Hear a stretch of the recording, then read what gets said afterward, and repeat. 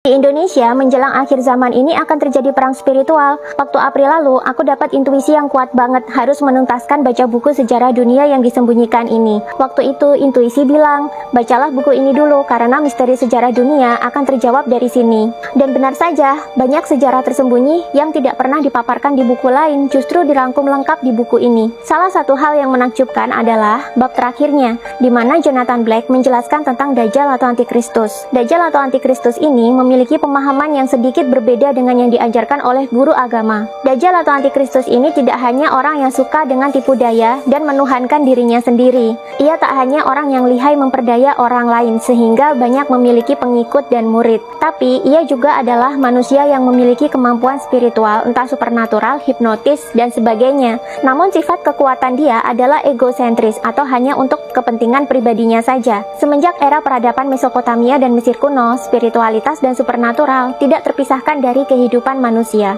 Orang yang mempelajari spiritualitas biasanya akan mendapatkan kekuatan supernatural juga secara alami. Tapi kekuatan supernatural sendiri bisa dipelajari dengan mempelajari spiritual juga. Makanya dalam bidang spiritual ada dua jenis produk manusia yang dihasilkan, yakni orang suci atau tercerahkan dengan dukun yang egosentris. Dukun yang egosentris ini kerap menggunakan spiritualitas dan supernatural untuk memperdaya masyarakat, menipu, mengeruk keuntungan pribadi, ataupun memperbudak manusia lain. Dukun yang egosentris ini tak jarang akan merekrut murid dan muridnya juga diajari untuk menjadi egosentris dan memperdaya juga. Dukun egosentris inilah yang disebut sebagai Dajjal atau Antikristus dalam buku tersebut. Sedangkan orang suci adalah para spiritualis yang benar-benar baik dan berada di jalan pendekatan diri kepada Tuhan, bahkan di jalan penyatuan diri kepada Tuhan. Mereka tidak egosentris, mereka cerdas, bijaksana, kalem, dan memiliki energi yang besar. Di akhir zaman nanti, dukun egois akan diperangi oleh orang suci ini, karena orang suci merasa miris dengan tingkah dukun egosentris yang memperdaya manusia melulu.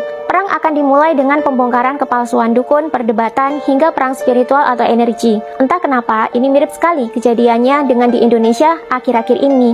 Mulai dari terbongkarnya kepalsuan dukun oleh pesulap merah, hingga munculnya protes dari dukun-dukun lain yang terganggu. Tidak menutup kemungkinan, proses ini akan berlanjut dan ke depan akan muncul lagi orang-orang suci atau orang baik lainnya yang ikut membasmi dukun-dukun yang egosentris ini. Sehingga selanjutnya, keseimbangan alam yang baru akan tercipta dan dunia memasuki zaman baru yang lebih berkesadaran. Tipu muslihat menjadi minim, manusia jadi makin sadar, dan kita bisa hidup lebih tentram. Kalau masih kurang jelas, baca saja buku sejarah dunia yang disembunyikan ini. Klik keranjang kuning, mumpung belum kehabisan.